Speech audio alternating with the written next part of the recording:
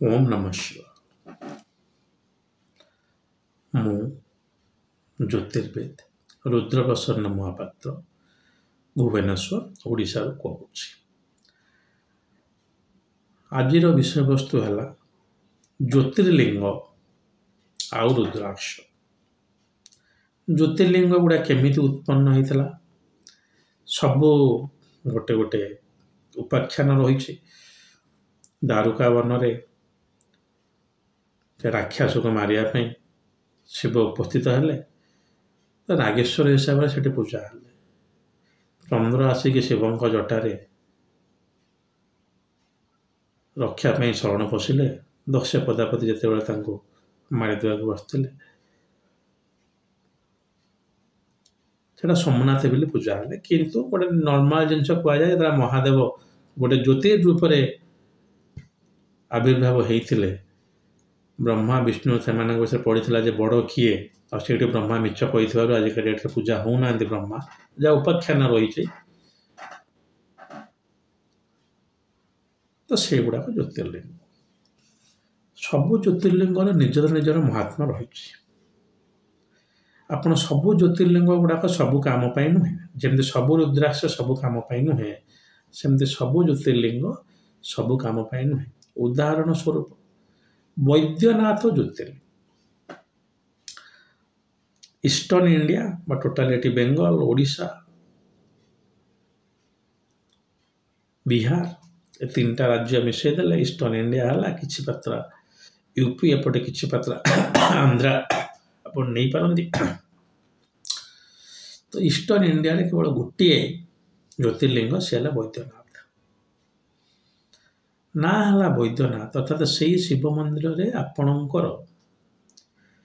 रोग होता वैद्यनाथ मंदिर जी। पीके सिनेमा गोटे मझे पड़ता आप देखिए से कहते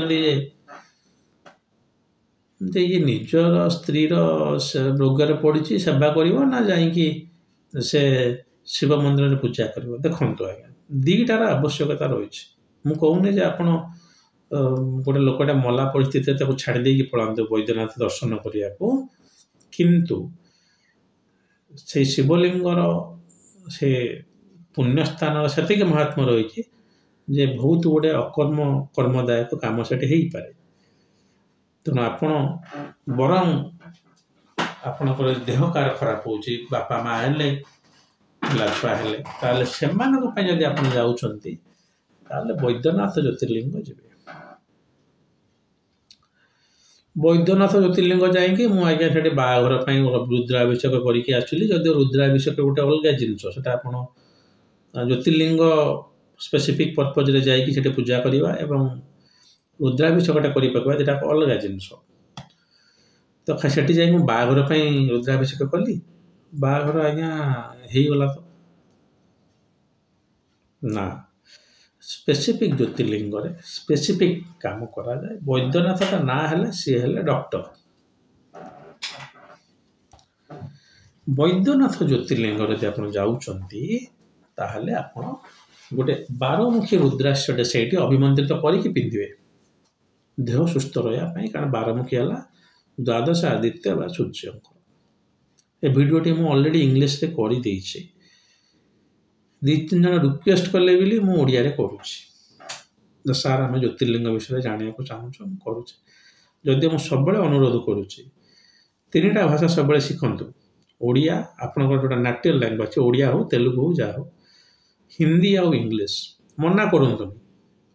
मना कला माने आपण हिंदी न जानले गुड़े जिनस जापर इंग्लिश न जानले सरीगला कथा। भारत छाड़ी आते कॉमनवेल्थ कंट्रीज कौटे आप ये करें आ निज भाषाटा भी जानतु। हो द्वितीय ज्योतिर्लिंग जावा मल्लिकार्जुन स्वामी। यही ज्योतिर्लिंगटा आज्ञा यदि बाहासागर होनी ताले जीवे। मल्लिकार्जुन स्वामी के जाइए आपण देह खराब अच्छे बोली पूजा करेंगे ना।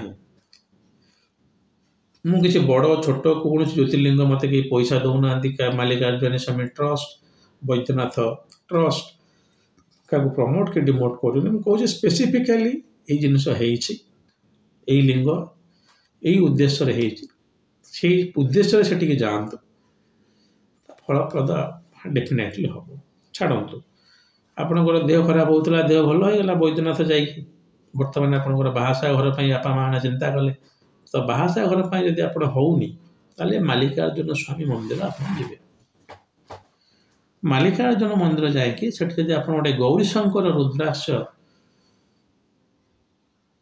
से अभिमंत्रित मैंने किसी नुहे लिंग पाखे जस्ट छुई दिखाँ रखी दिखाँ 10 मिनिट धारण करेंगे ताहले आपंकर विवाह संबंधी प्रोब्लेम जोटा अच्छी सेटा भल हो खाली गौरीशंकर भी कम से किंतु से ज्योतिर्लिंग सहित कनेक्ट आसीगला बहुत भल फल से समय अच्छी ज्योतिर्लिंग गुड़ा तो प्राय फ्लाइट रे जावा कष्ट सब ट्रेन रे जावाटा भल बेसी पैसा खर्च जदि हेनी समय अच्छी ताले विवाह ये से ज्योतिर्लिंग पाख न जाई मल्लिकार्जुन स्वामी ज्योतिर्लिंग पाखक जातु एवं से गौरीशंकर रुद्राक्ष अभिमंत्रित कर धारण करूँ जिते संभव से आपको सुफल मिल आगुरी कही रखी पुणी कहूँ ये जदि लेखाही ताले मिलनी सी यदि आप दृढ़ कर्म होता है दृढ़ कर्म अदृढ़ कर्म नहीं हुए तो मुझे भिड करनी गोटे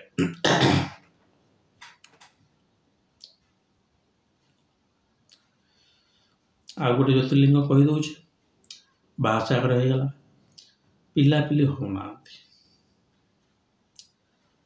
पिलापिली न होते गोटे ज्योतिर्लिंग है सब भल से है घृष्णेश्वर महाराष्ट्र अवस्थित वेस्टर्न इंडिया रे 3टा ज्योतिर्लिंग अच्छी से गोटे है घृष्णेश्वर से जी स्वामी स्त्री 2 जन जाक जी गोटे शबर रुद्राक्ष जहाँ गौरी गणेश रुद्राक्ष बोली कहुए धारण करेंगे अभिमंत्रित करेंगे कनसेप्शन चांसटा बढ़ी जदियो ये जो 3टा जिनस मुझे कहली गोटे ज्योतिर्विद को सब देखी जी जे नाई एबे आपण जातक बहार चांसटा एवरेज देखा एत स्ट्रंग नहीं से समय जी बिल्कुल गोटे स्ट्रंगली मना करा से समय आप जिते शिव मंदिर उपासना कले भी हुए तो फल न मिल पारे हुए तो महादेव मोर कृपार मु जन्म होती कृपा दिन चलीजी किंतु एमती बहुत गुड़ा जिन जोटा कि आप विश्वास कर असंभव जिनस हो पारे मु निज अभिज्ञता तो शेयर करूनी आपण आगे बट मुझे एमती जिनस हो मो जीवन में असंभव जोटा कि मुझे भावी ना संभव ना एमती कमी हम आज्ञा तेणु हो जापे से लगे महादेव को अकर्म कर्मदायक कहुई तेणु जे ना सार आप तो कहते दशा एत स्ट्रंग नाला केमती हो महादेव को अकर्म कर्मदायक कहुई जे आपणकर से कर्म आस ना सत्वे भी सी आपको देदेले से आउ गोटे कौटे नहीं जाए कर्म खन सब बालान्स होती किसी भावार ना आपणकर पिलापिली हो ना तो पिला गोटे हो देखिए कि दिन पर आप स्त्री गोड़ भांगी यहाँ कर्मटा बालान्स हुए तो छाड़ से कथा तेणु ज्योतिष को देखे ये 3टी ज्योतिर्लिंग जाकि जो रुद्राक्ष कहली अभिमंत्रित कर धारण करा जाए ताहले भल सुफल दब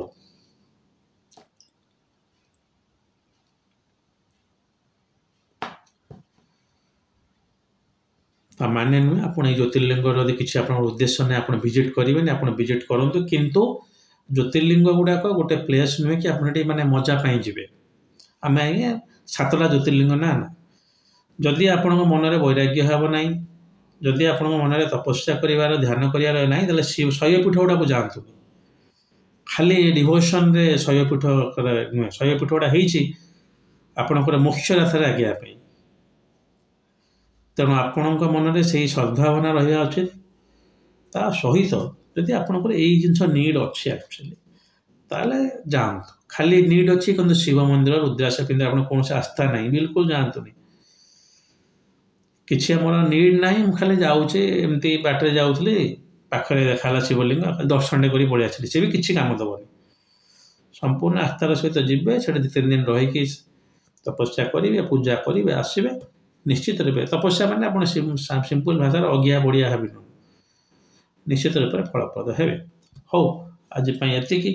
ଯଦି ମହାଦେବ ଚାହାନ୍ତି ତାହେଲେ ଆଉ ଗୋଟେ ଭିଡ଼ିଓ ନେଇ ଖୁବ୍ ଶୀଘ୍ର ଆପଣଙ୍କ ପାଖରେ ଉପସ୍ଥିତ ହେବି। ସେ ପର୍ଯ୍ୟନ୍ତ ପାଇଁ ଆଜ୍ଞା ଦିଅନ୍ତୁ। ଓମ୍ ନମଃ ଶିବାୟ।